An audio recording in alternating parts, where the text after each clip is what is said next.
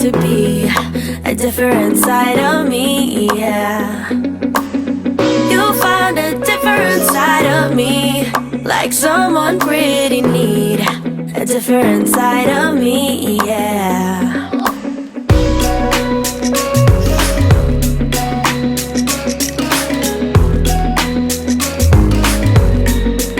Make it real, yeah. You'll find a different side of me, the one I'd like to be. Okay, yeah, today we have with us Juice from the talk show Juice, the Juice Serve Cold, and I'm going to pretend that she's not my BFF and friend, and we work together, but no, seriously, Juice is an entrepreneur. She has had, I won't say she's a notary, I mean, you can get on that, but business background and very astute and a relationship guru, actually, is what I would consider you. So introducing Juice from the Juice Serve Cold TV show, and historically Juice has been a respiratory therapist and is currently an entrepreneur, and I'm going to let you talk a little bit about your business, which is your show, the Juice Serve Cold. Yeah, the Juice Serve Cold. I am the host of the Juice Serve Cold, also the executive producer and a director and creator, and I'm also a writer as well. I have a book as well coming out. You know, in the Bible it says, a man who finds a wife finds a good thing. And the name of my book is Those Who Find Themselves Finds a Good Thing. Ooh, So I it'll like be coming that. out pretty soon, so you guys catch that when it come out. Oh. So right now the Juice Serve Cold is something that I do, and Yeah, we can catch it right now on YouTube and up and coming on certain platforms, and we'll let you know a little bit more about that, yeah, right? so yeah, it'll be coming pretty soon. It'll be on different platforms where I kind of just switched it around a little bit because I wanted everybody to see a different view of a talk show. You know, I didn't want to be like the typical Ellen or the typical Oprah show, or Which are very you know, good shows. This is different. Yeah, but I wanted to do something with a little twist. I wanted to kind of give the audience a vision of what we're talking about, and then we talk about it. Okay. So So about relationships and some of the hard topics too, from my understanding. You Yeah, know, which yeah.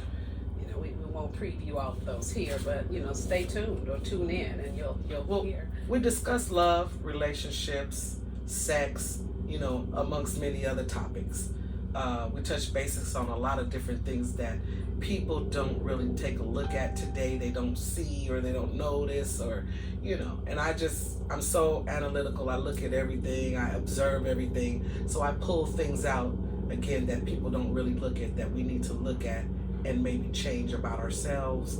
And, you know, just like I said, like many topics. Okay. Thank you. Let me ask you. You know, your show has been in existence for how many years? Would you say? Right now, I would say about 3 years. Okay. About 3 years I've been working on this show. I've been working on, you know, it's a lot of hard work. It's nothing that comes overnight. It's nothing that comes quick. It takes a lot of time. And I found that even when I tried to just go and just do it, it was, you know, one thing about God, he always got a way to sit you down and make you wait. You know, everybody have a time. And that's what it was for me. You know, it was timing for me. You mentioned sitting you down. In terms of a challenge, in terms of getting your show started? He has a way, when I say of sitting you down, meaning I knew that this was my passion, but I kept trying to go ahead of what he had planned. Trying to take control over everything.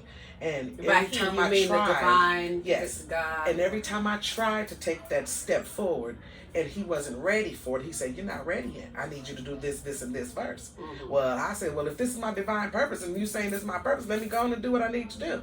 It was as if he stepped in and said, "No, you sit down," because it didn't turn out. Certain things didn't work the way it was supposed to. So your challenge, I'm hearing, your challenge, one of your challenges was you were ready to go, but the universe and circumstances kind of pulled you back, slowed you down, like you said, literally, like slowed you down a little bit. Didn't allow me, right? Yeah, didn't allow yeah. me. Just didn't allow me, no matter what I did. Do you believe that was for a reason? Oh yeah.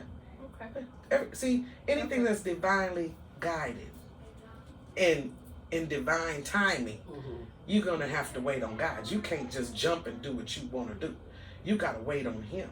Like they say, everybody shine when they're supposed to shine. Just like the sun shine and come up when it shine, and the moon come up and shine when it shine. Everybody got their day, you know. So again, when I stepped forward trying to shine before the time, he said, no, you're not ready yet. I'm not finished seasoning you yet.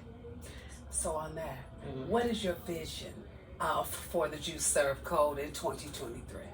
The vision is, right now I have a podcast, and which airs on YouTube, Instagram, and other places, you know, other platforms.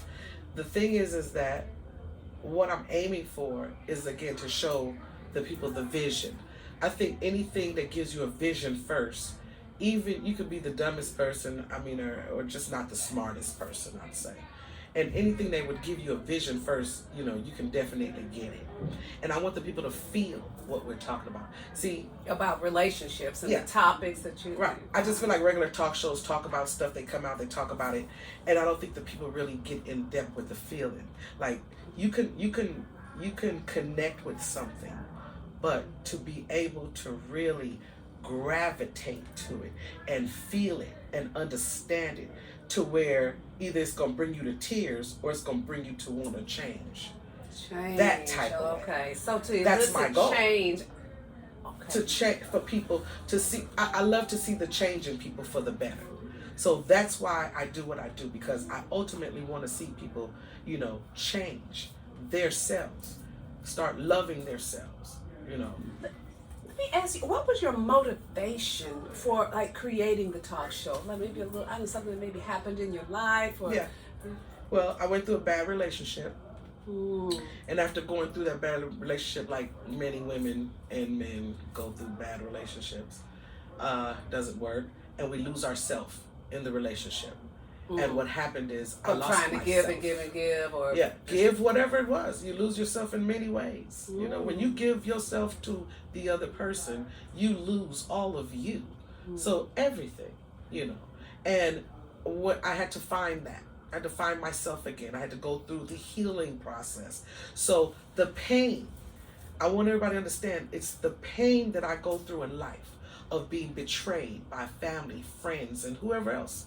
So it's your history that makes me, that propels me to do what I do, to motivate me to get up and do something with myself. You know, I take my pain and my hurt and I make it my purpose, my passion and my purpose. To share with others so that you can better their lives. Right, and better other people's lives. Because hopefully they could really connect with what I'm saying and what I've been through, and then use it, you know, in their own life to help them be able to heal and know how to solve some certain issues in their family, in their relationship, or whatever else it may be. Their sex life, you know. Sex life? What would you consider? On the show, I'm understanding you speak of topics that are very, usually a lot of times considered sensitive, and nobody really wants to talk about them. So I commend you for, for even saying or bringing up the topics, you know. So I'm sure our viewers are excited to see what topics, what's going on, and you don't miss it. Well, it's a treat. One I could give you a real quick one on is the one that I think I share that a lot of people are very interested in, because it's the truth. You know, I speak the truth. And what would that be? And that's the one that I say where women, you know, with women taking these men, turning them into their sons, and then getting upset because they're not getting back what they expected. You mean a man to be? So we're saying like taking care of men in terms of just contributing more to the relationship in terms of just not even so much not even so much of just contributing more. See, I think that women have lost their space of being a woman. You know, I think interesting. You know, what has happened is they're taking care of the man. It's one thing to become, you know, with your man, and then you guys both work together and you're making it happen together. Yeah. Each person is putting into the relationship. Sure. The problem is when you only find that one person putting into the relationship. Now, you know, if you have to feed this man every day, you clothe him daily. You know, he eat when you eat. Because see, the person that don't have the money, is when I'm hungry, then we going out to eat.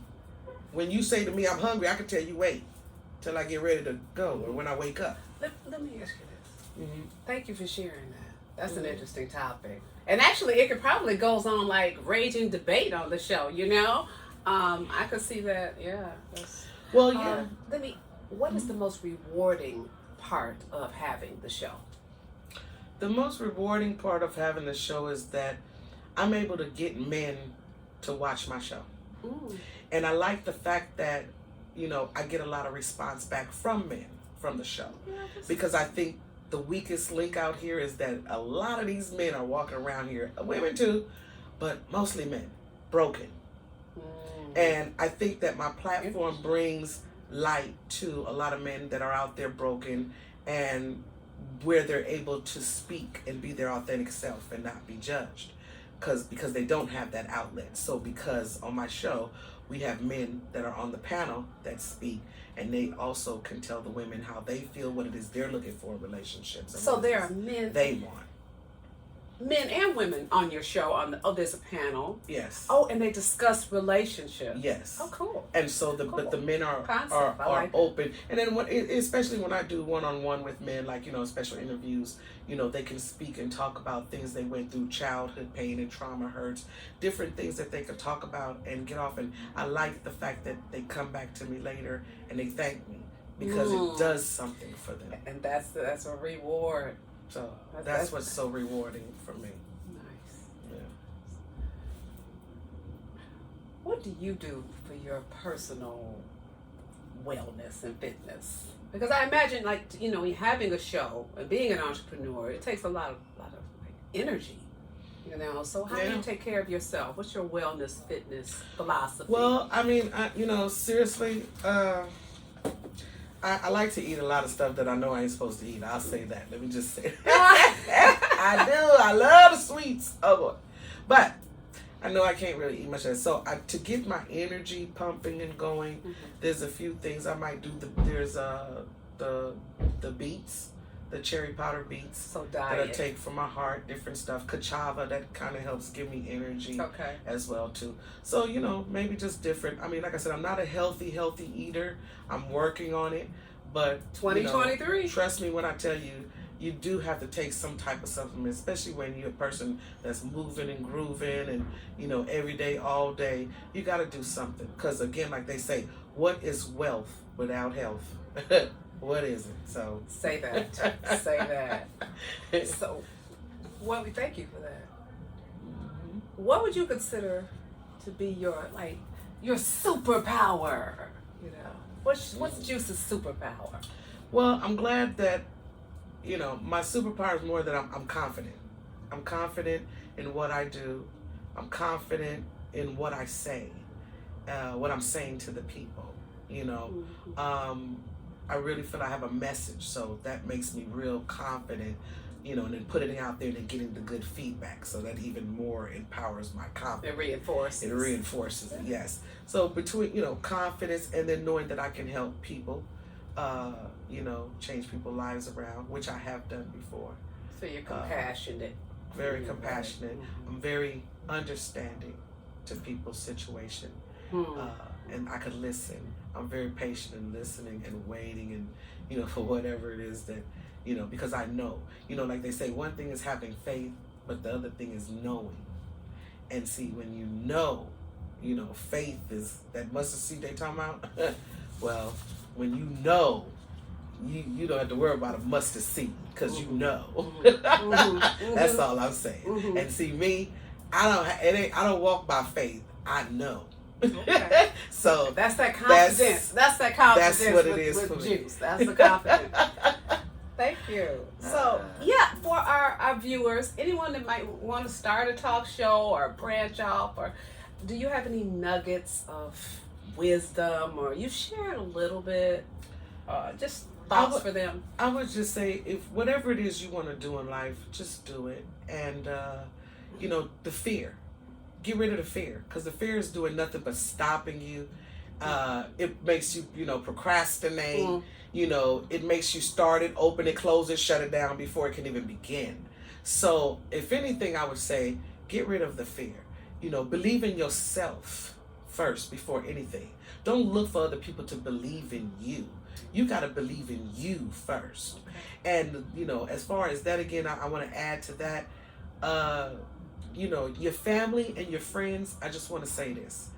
Anytime if you're selling a product, I don't care what it is you're trying to put out there, stop trying to always go to your family and friends first. Because I've noticed a lot of that is what has shut people down before they can even get started. Because they go to their family and friends for their opinion. And then when they don't hear what they want to hear, then it discourages you. It can really discourage you. It can make you or break you at that moment. So I would say, when you have a product or you're doing anything, go to a stranger's. Go outside of family and friends. Okay? Because at the end of the day, people go to family and friends because they think they're going to get that big support they need to get them pushing, to get them going, get them started. And like I said, it can make you or break you. Because when those family and friends are not there for you like you think they will be, it can discourage you and make you not even want to do what you wanted to do.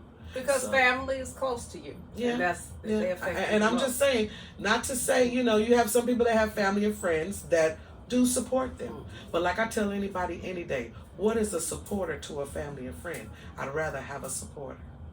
Because your family or friends. Yeah, because your family and friends can be there for you, but do they really support you like you need to be supported? That's what I'm saying. So if you're looking for the support, I'd rather have a supporter than a family and a friend. You understand? If that makes sense. So what I'm hearing is go with the people that will support you, where you think they'll support you, and then maybe family and friends. You if they're your family and too. friends, they should pick up. They should already pick up and know to start supporting you. Well, you shouldn't have to really too much tell them. You should not have to tell them, but I'm kind of going on what you said about just kind of don't make them your only option. Right. Yeah, go outside of that. So that was great advice. Yeah, get a sampling and don't seek support and don't seek only support, from only family. And as far as a nugget, possibly maybe even just don't stop. I think I noticed about you is that, and I is that you don't stop. I don't give up. Yeah, I don't give up because I know that. You see, I would just give you a real quick one. I went to college, and through college for me, when it comes to giving up, I'm just saying this because I went to college, and while I was in college, the first year I was there 5 years. The first year I went, it was like, okay, I'm making it through. Second year came through, it was like, I started getting kind of like, oh no, And the third year I wanted to give up. And I said to myself, well, I know one thing. If I don't give up, I know I got to make it to the end of the line. So if I just keep going, I don't care how tired I get, I don't care how much, where my grades go, I don't care. As long as I make it to the end, I'm going to graduate. I just can't give up. But had I given up, I wouldn't have graduated. I wouldn't have made it to the end. So she's looking at the goal. Yeah. So you got to keep your eye on the prize. And know that as long as I don't give up, look, when you get tired, you can always slow down, baby. And when you go the wrong way, you can always turn around and come back to go the right way. I like that. So slow down and take your time. Because what happens is everything that's supposed to be good, that you're supposed to get, or that's for you, is going to be for you. You don't have to rush it. You ain't got to do nothing. It's yours. Naturally come to you. Naturally. So slow down. Just don't give up. There's your nugget. Thank you, Juice. Oh, yeah. That was fantastic. You are powerful. They're a very powerful lady. We are here on 10 Minutes of Fame with Sherri B. That's me. And our guest today is Juice from the talk show, CEO, creator, executive producer, director, creator, and writer for the Juice Serve Cold TV show. Catch her on YouTube. And sometime in 2023, we look to catch the Juice Serve Cold on network too, right? Yes. So yeah, I can't wait. Yeah. So thank you for sharing your 10 minutes of fame with us today. And again, Juice from the Juice Serve Cold. Thanks, Juice. Thank you. Yeah. find a different side of me, the one I'd like to be, a different side of me, yeah. You'll find a different side of me, like someone pretty neat, a different side of me, yeah.